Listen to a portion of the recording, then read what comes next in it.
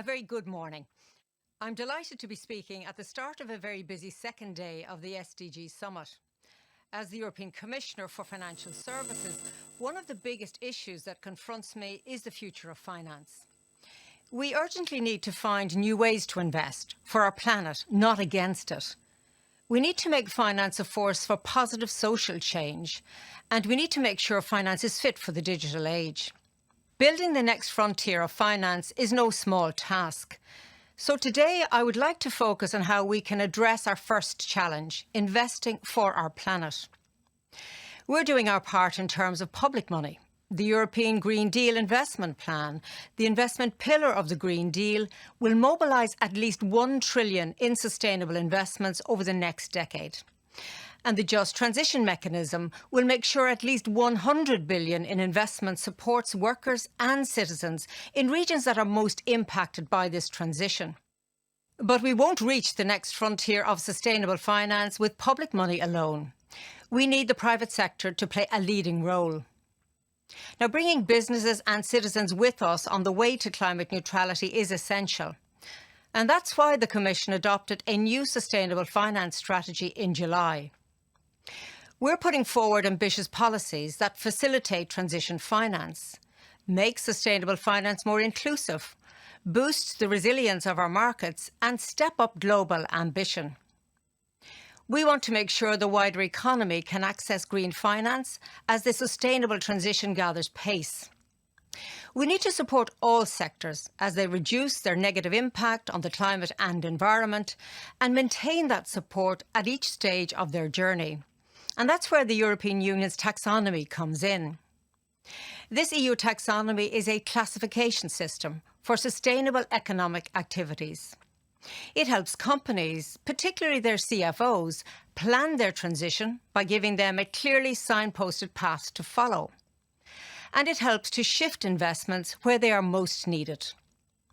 We can use the EU taxonomy to develop other sustainable finance tools, like the EU Green Bond Standard. And this standard will allow bond issuers to raise large-scale financing for environmentally friendly investments. It will set a gold standard in the green bond market. Bringing businesses and citizens with us on the way to climate neutrality is essential, as I said earlier. We need to make sustainable finance more inclusive. We will give businesses, especially SMEs, the right tools and incentives to access transition finance. We want to see how we can encourage, for example, the uptake of green mortgages and green loans.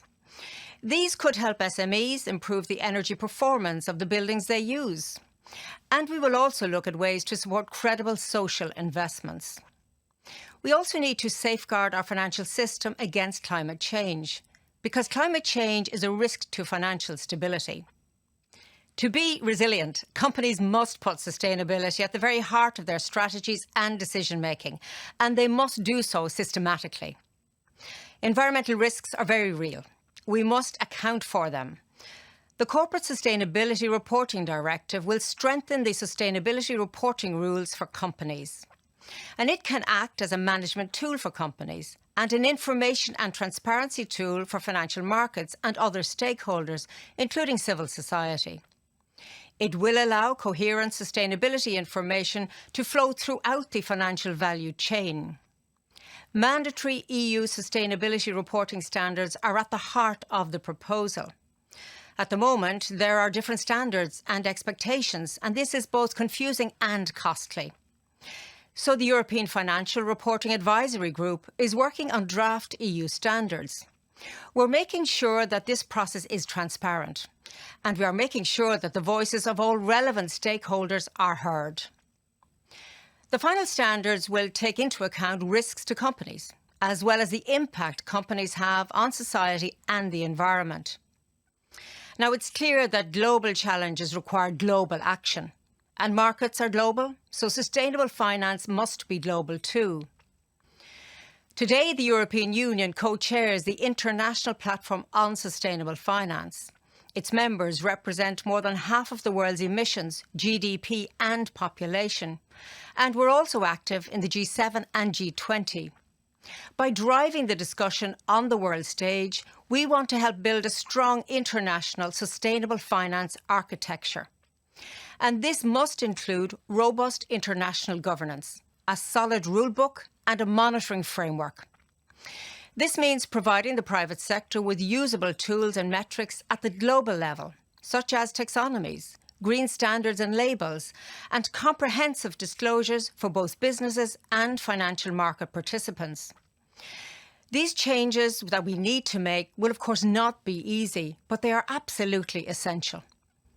The ECB has warned of the big costs if we do not act, and they are far greater than the costs of the transition.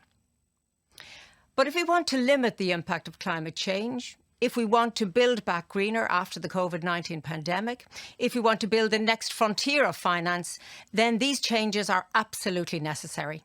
Thank you.